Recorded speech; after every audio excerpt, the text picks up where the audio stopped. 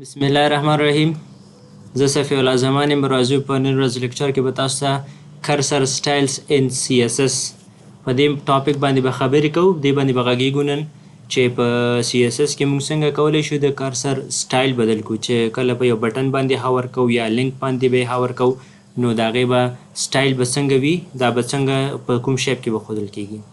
نو راځو ځینې ویلیوز ما تاسو ته راخیستې دي، لکه ګورئ موږ سره چې دی آټو دی، آل سکرول دی، سیل دی، پوینټر دی، هیلپ دی، ځینې ما راخیستې دي. به تاسو کولی شئ ګوګل یې کوئ او نور معلومات را ترلاسه کړئ چې نور ویلیوز دې پراپرټي لپاره څه شی دي. صحیح ده. کرسر سټایل موږ کولی شو په ګوګل کې تاسو سرچ کړئ، نور به هم تاسو ته انشاءالله ملاویږي. خو موږ کوم یو چې ډېر کارول کېږي ما تاسو ته راخیستې دي. راځو خپل وي ایس کوډ را خلاصو.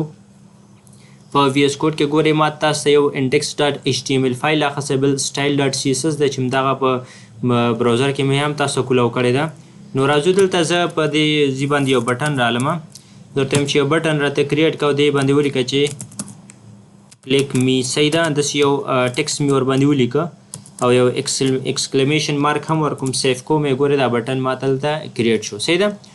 نو ګورئ کله چې زه دغه خپل ماوس دلته راوړم نو د دې شیپ به بدلیږي په دې سره باندې. صحیح ده. یعنی که چیرې تاسو هر یو بټن واړئ نو ګورئ کله چې زه دې باندې هاور کوم به ډیفالټ هم دغسې ماوس چې دی ښودل کېږي راته. صحیح ده. نو دغه کرسر سټایل راځم دلته ګورئ دغه بټن چې ما سره دی سټایل ډاټ سی اس اس ته راځم، دلته هم دغه بټن ورته ټارګټ کوم چې کله په دغه بټن باندې زما ماوس هاور شو نو باید کرسر څنګه اوسي. صحیح ده.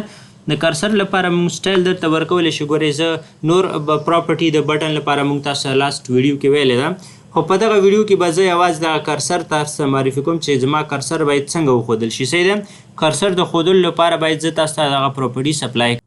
یعنې وګورئ زه راځم دلته لیکم چې کرسر مې راواخیسته، ورته وایم چې دا لومړی راته هیلپ باندې وښیه. صحیح ده. لکه داسې وښیه چې هیلپ شیپ راوالي. صحیح ده. دا مې سیف کړ.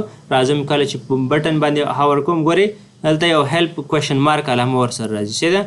کله چې لرې کړم ترې نه نو هغه کوېشن مارک به ترې ورک شي. صحیح ده. نو په همدغه شکل کله چې تاسو کولی غواړئ چې دا هیلپ شکل وښیي نو تاسو دلته په پراپرټي کې ورته هیلپ ولیکئ. صحیح ده.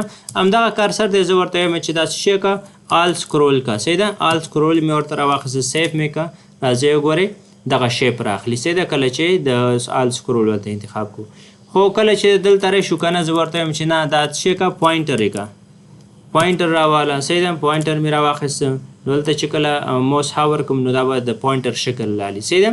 نو اکثره موږ سره په دغه په ځینې پروجیکټ کې موږ سره پوینټر ډېر کارول کېږي. نو راځم دلته په پریزنټیشن کې ما تاسو چې آل سکرول سیل به راوالم او هیلپ مې تاسو الریډي دغه که وویلې، نو زه راځم دلته سیل لالم. صحیح ده. سیل باندې به کله چې زه دا پراپرټي ورته اساین کوم، کله چې ماوس هاور کوم دغه شکل به ځان ته سلیکټ کړي. صحیح ده.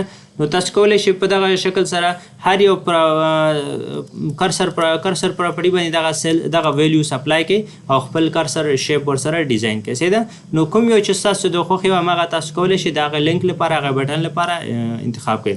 خو که ستاسو په یاد اوسي چې موږ کولی شو خپل په هر یو پروجیکټ کې چې دی پوینټر ډېر کارولی شو، پوینټر شیپ ډېر کارول کېږي، نو تاسو کولی شئ ګوګل کې او نور معلومات هم ترلاسه کړئ.